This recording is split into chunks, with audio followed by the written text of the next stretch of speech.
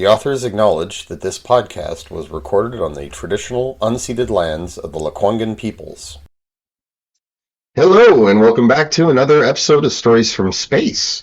Today, in keeping with the theme of Voices of the Future, I wanted to discuss another science fiction and space opera writer who has been very influential to me personally and who is considered one of the greats by science fiction fans all over the world because, much like Arthur C. Clarke and Isaac Asimov, he is a person who's merged the experience of being a professional scientist with becoming a science fiction writer. And he is defined as a hard science fiction writer for that very reason, in that his books do not contain any fantastical or mythical technologies that cannot be explained by established physics. And I'm speaking of Alastair Reynolds. And he has published many volumes in his time, but his most recognized work, his most popular work, is undoubtedly the Revelation Space Universe, otherwise known as the Inhibitor Cycle, that form a trilogy with some additional short stories and full-length novels where the plots are interrelated, but not a direct continuance of the main trilogy. And my own introduction to him was rather timely.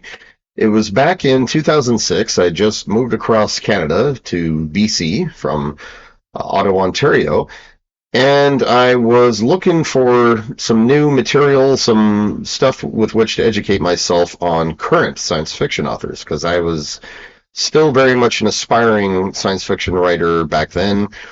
And I came across Alastair Reynolds, and his first book, which I got into with keen interest, was Century Reign, which is a very interesting book that merges space opera with alternate history, and I thought it was really quite fantastic and really quite mind-blowing. And shortly thereafter, I went to check out other books by him, and I found Revelation Space and realized, yes, this is part of a series. And for me, when checking out new authors, that's generally what I consider to be kind of the required reading. It's like, it doesn't really matter where you start with their books, but sooner or later you should check out the big compendiums, the series that they created, because that's where the majority of their blood, sweat, tears, and inspiration went. And I was really quite impressed, and in fact it was very educational to me because this was one of the first science fiction books I'd read that had been published since the turn of the century. I was a big fan of the classics back in the day, but really had not kept up with current trends, so I really wasn't aware of the whole post-cyberpunk movement that was going on at the time, and the nanopunk and other such subgenres. And Alastair Reynolds sort of served as my introduction to that. So his books, they explore a lot of different concepts and ideas, but some rather prominent ones are relativistic space travel. So space travel that does not involve faster-than-light technology, or FTL, nanotechnology, so basically tiny, tiny machines that can manipulate matter at the atomic level, and post-mortality and human transcendence, all that stuff. And of course, questions related to the Fermi paradox. So yes, his book, his Revelation Space series, I should say, it previewed a lot of what I would go on to learn about and write about as part of my actual career, not just science fiction writing. As followers of this podcast are no doubt aware, the Fermi paradox, the question of where are all the aliens, how come we're not hearing from them or seeing them, that is something very, very near and dear to my heart. And Reynolds actually had something to do with that there. He inspired my thinking on that subject and some others. Certainly to a point. He wasn't the only one, but he was definitely a major influence. And one of the reasons why I strongly recommend him as an author to people who are looking for something new and have certainly not read him before is because of the way that he does merge classic science fiction motifs and space opera motifs with more contemporary ideas and, of course, a fundamental knowledge of astrophysics. So yeah, he can weave a good yarn. Now, to give you a little background on Reynolds himself, he was originally from Wales, and he studied physics and astronomy at St. Andrews University and went on to have a scientific career. And he had been writing and publishing science fiction stories for a while throughout the 90s. And his first full-length novel, Revelation Space, was published, as I recall, in 2000. And thereafter, the success of that and its follow-ups, he decided to become a full-time professional author and basically quit his day job. And the series that he created, it is especially interesting because it spans a huge space of time. And this is in large part a result of relativistic space travel, right? They have ships in the future that can travel at roughly 99% the speed of light.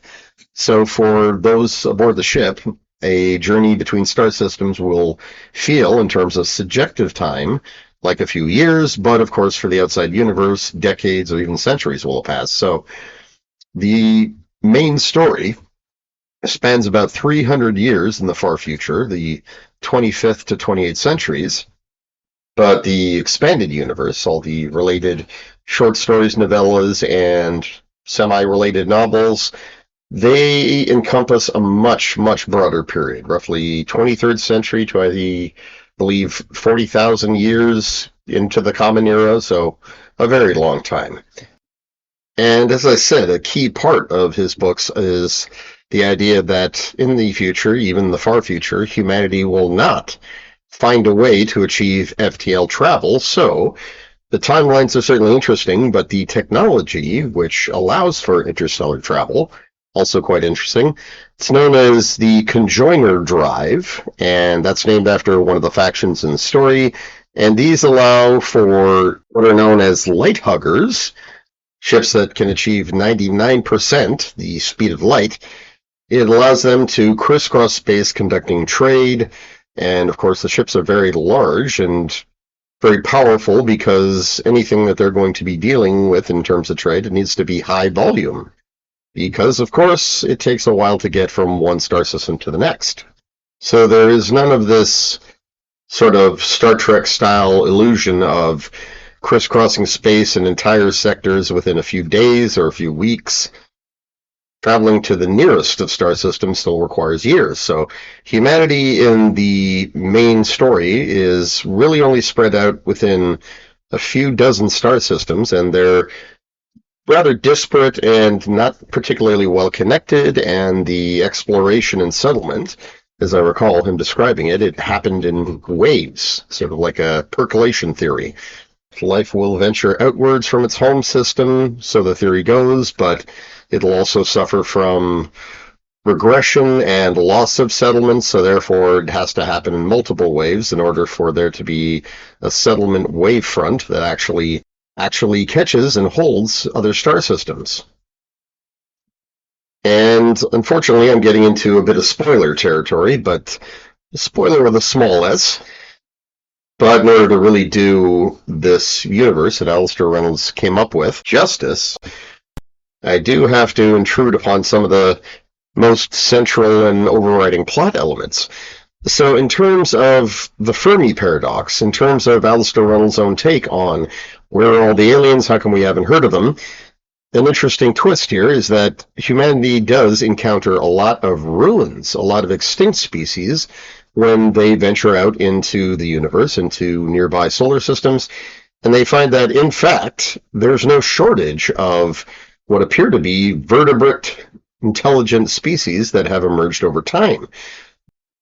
But the fact that all these civilizations that they uncover, they're all extinct, and they all appear to have gone extinct in one rather sudden cataclysmic event, this leads to a lot of trepidation and concern about what else is out there.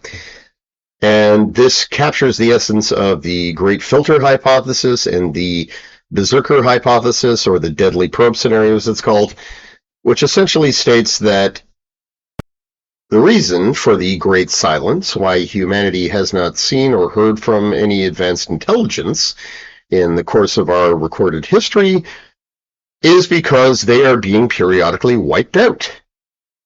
And the Great Filter hypothesis, it states that this could be any number of things. This could be evolutionary circumstances, it could be cosmological phenomenon, but that there is in fact a filter somewhere along the evolutionary timeline which of course begins with, to the best of our knowledge, single-celled prokaryote organisms, and then goes through various steps leading to greater and greater complexity. And if we use humanity and Earth as a template there, the ultimate stage, the final step that we are aware of, would be the achievement of spaceflight and interstellar, or at the very least interplanetary, settlement and expansion. So yes, if intelligent life is non-existent beyond Earth, or just rare enough to the point that we're not hearing from it, it must be because there's a filter somewhere along the line. Depending upon where we put it, would have implications for humanity's own existence. And so, for the deadly probe scenario, or berserker hypothesis, if you were to picture the stages of life, evolution from single-cell bacteria on up to interstellar species, then the filter is right between where humanity would be right now, sort of a step 8. Industrial civilization, digital technology. We occupy our entire planet, but we haven't yet begun spreading off world. And step 9, where we are spreading off world, because that is where, according to the hypothesis, the deadly probes seek out intelligent life as it's stepping off of its home planet and expanding it into the universe, and eliminates them. And as we covered in the previous episode, that whole hypothesis and scenario, it's named the Berserker hypothesis because it takes its name from a popular science fiction franchise known as the Berserker series, and it was written by Fred Saberhagen between 1963 and 2005. And in Saberhagen's books and others that feature the same basic idea, these probes are essentially the creations of a species that was trying to seek out competition and potential threats in advance and nip them in the bud so that their own evolution and expansion across the stars would be unimpeded and unchallenged. Others have explored the idea that an advanced species, which is already settled across our galaxy, that they would employ these types of probes in order to seek out burgeoning civilizations, the ones that are on the verge of becoming spacefaring, and again, eliminate them or repress them in order to prevent them from becoming the potential threat somewhere down the road. And so for Alastair Reynolds, his own take on this was rather inspired. It combined two things which I think are absolutely wonderful and just awe-inspiring and mind-blowing. The idea of ancient intelligence, and also the Berserker hypothesis, or the deadly probe scenario, and put them together in the form of the inhibitors. And this is where, I apologize, I'm getting into small s spoiler territory, and as their name aptly suggests, the inhibitors are all about inhibiting the growth of intelligent life in advanced species. The reason for which is also something that's been explored extensively in science fiction, really has nothing to do with power or the elimination of potential threats to the advanced species that created them, but rather the fear that intelligent life is inherently self-destructive and will inevitably have a very negative impact on itself, on other species, intelligent species, and the universe as a whole. And the reason that they arrived at this conclusion, it's inexorably bound up with their origin story, but suffice it to say it goes back to the very first species to emerge in the galaxy, and how first contact between them did not go so well, and how it invariably led to the elimination of virtually all intelligent life in the galaxy at one time. So an interesting but also classic take on the Berserker hypothesis. Oftentimes you'll have the Berserker probes themselves. It's that the species that created them, they're no longer around. They either died off of natural causes or their machines turned on them. And so therefore there's no one around to try and direct the probes and tell them to stand down or that their mission is complete. They need not wipe anybody out anymore. Which of course makes this whole scenario much more intriguing and frightening, depending upon how seriously you're taking it. For science fiction purposes, it's golden, but as a proposed resolution to the Fermi paradox, it's quite scary. And Reynolds did a very good job of portraying this antagonist. They're also known as the Wolves in the story, according to the faction known as the Conjoiners, the ones who built the Conjoiner drives, because they see them as hunters lurking in the dark forest, ready to pounce, which sort of presages the dark forest hypothesis a little bit. And I do wonder if there wasn't a bit of inspiration there for Cixin Liu and the Three Body Problem series, because in fact, as Reynolds would go on to indicate throughout the series, there are species, advanced species, old species, that are still alive, but they've managed to survive up until this point by basically hiding. And the inclusion of some of these advanced and very, very old species in the story also makes for a very interesting time. And so much of the story centers around that, about getting answers from one or another species and also getting help from them. And another thing I found very, very interesting about the Revelation space universe is the factions that humanity sort of falls into in the future. It's not based on nation states or even necessarily planets or star systems per se. It's not so much based on geography as it is attitudes towards technological development and other such major social questions. So, for example, you have the Conjoiner faction, who embrace neurological augmentation. They are able to speed up their thought processes, they're able to enhance their physiology and their neurology, and they are linked together with all other members of the Conjoiner faction. So they're not quite a hive mind, they're just a very, very interconnected social unit. And of course, their enhanced minds mean that they are responsible for several key innovations, like the Conjoiner drives, and it's also the reason why a lot of people fear them. And then you have the Demarchists, which, as I would learn eventually, stands for Democratic Anarchy. And this faction, too, has embraced all manner of augmentation technology, usually centered around the use of nanotechnology, and they have evolved through the resulting post-scarcity to become a society that has no classes or social status or rank per se. They still sometimes fall into that a little bit, but by and large, they've achieved a state of distributed systems, not just economic, but political. And I found that very, very fascinating, because to me, between the Conjoiners and the Demarchists, this was really my introduction to the whole concept of the technological singularity, the accelerando, the idea of post-scarcity economics, and how all of this and the advanced technology that would likely be part of it, not the least of which is neural augmentation and nanotechnology, how this could lead to a society of direct political participation, direct democracy, aka democratic anarchy, or distributed polities, political units where power is not centralized, but rather distributed throughout. So for me, reading Alastair Reynolds' own portrayal of this and depiction of this, that started me down the path that led me to learn about Ray Kurzweil, Vernor Vinge, Peter Diamandis, and the whole idea of the technological singularity and the singularitarian movement, something that goes well beyond the realm of science fiction and is quite possibly an inevitable outcome of human technological evolution, growth, and how the whole process is subject to acceleration.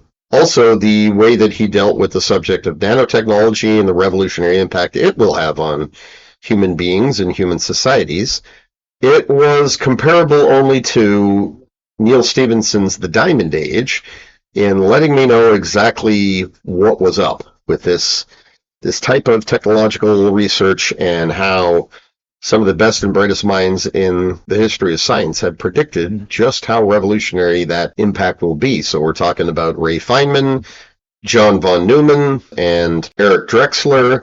So, using my own experience here as an example, you can see how, through science fiction, real science, hard science, and some very interesting concepts can be introduced to a person and they can learn all about the history of science, and at least in terms of certain particular fields.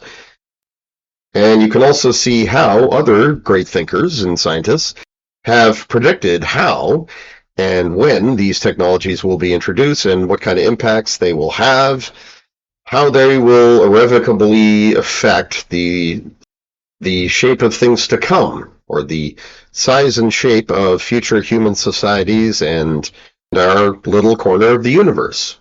And as I mentioned earlier, the first novel of Alastair Reynolds that I'd read was Century Reign, which sort of strayed a little bit from hard science fiction in that it included wormholes as one of the major sort of plot devices. It was nevertheless still very much in keeping with the best traditions of hard science fiction. It explored the idea of nanotechnology extensively, of alternate history, and it had a bit of a take on the planetarium hypothesis, the idea that advanced civilizations could create quote-unquote planetariums, basically a planet encased in a universe or a simulation thereof, in which they would be observed and basically kept within a certain level of development so that they wouldn't break free of it. And that was a standalone novel, much like Pushing Ice, which is another one of his that I read, which takes place in the not-so-distant future, but deals with the notion that one of Saturn's moons, Iapetus, is actually a large alien spacecraft that is monitoring Earth, and at a certain point in the future, when humanity begins to venture out into the outer solar system as part of ice harvesting operations, aka pushing ice back towards Earth, it wakes up and begins to fly off, and here too we have another Fermi-related hypothesis known as the zoo hypothesis.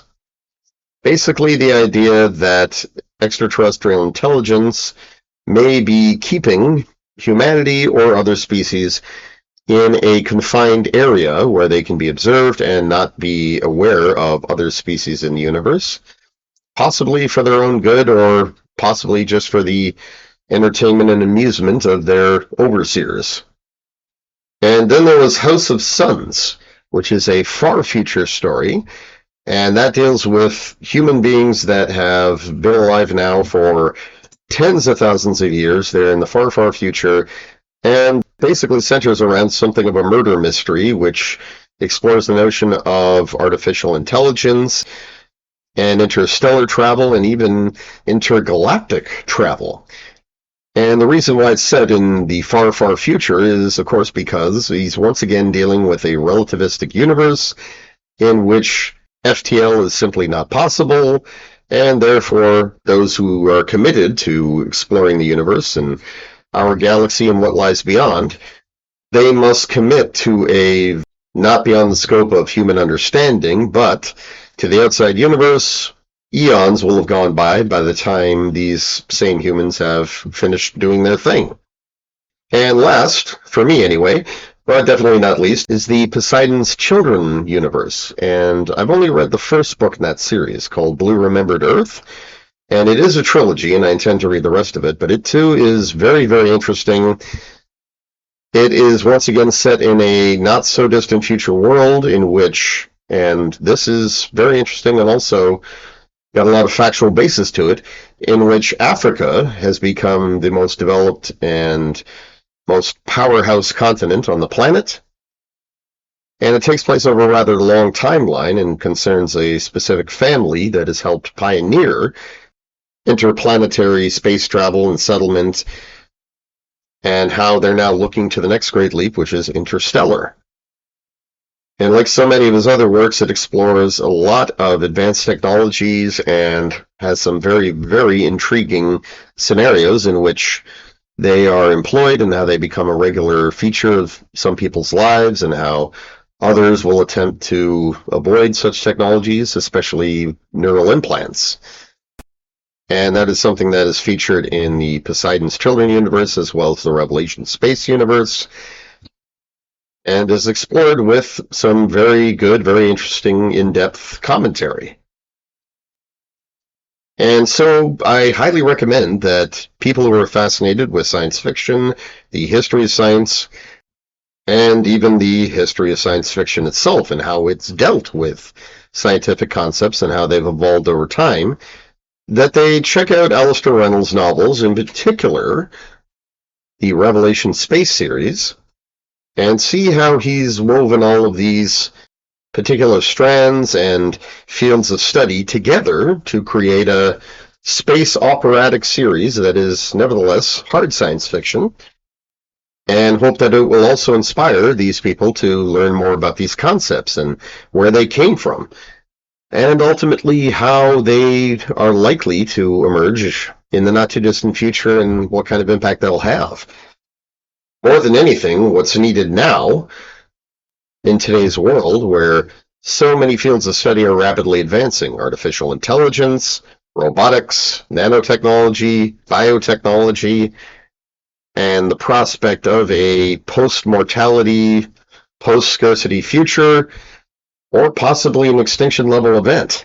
It requires that people be educated on the subjects, that they understand that discussions on the ethics and implications of all this impending change, that it be addressed well in advance, that there be mitigations and safeguards put in place so that we can direct this kind of development towards positive goals and hopefully not something inherently destructive. Because if there's one thing that Alastair Reynolds certainly explored in his books, it's that intelligent life is prone to destruction of itself, its environment, and, in all likelihood, other intelligent life forms because it will perceive them as a threat. Also, of Reynolds, I should say that in addition to inspiring me to learn more about these fundamental concepts and where they come from and where they will likely be taking us, he also inspired me to write about them in not only fiction, but also in the form of science communication. And given his standing within the science fiction community, given his rather large fan base, I'd say he's had that effect on a lot of people, so good for him. He definitely stands among the greats of science fiction writers who were also scientists, and whose work was both timely and predicted a lot of the discussions that we are having today, which are becoming only more relevant with time. So thank you for joining me in this latest installment of Voices of the Future. In future installments, I hope to explore the works of Neil Stephenson, William Gibson, Isaac Asimov, Vernor Vinge, Kim Stanley Robinson, and others. Once again, thank you for listening. I'm Matt Williams, and this has been Stories from Space.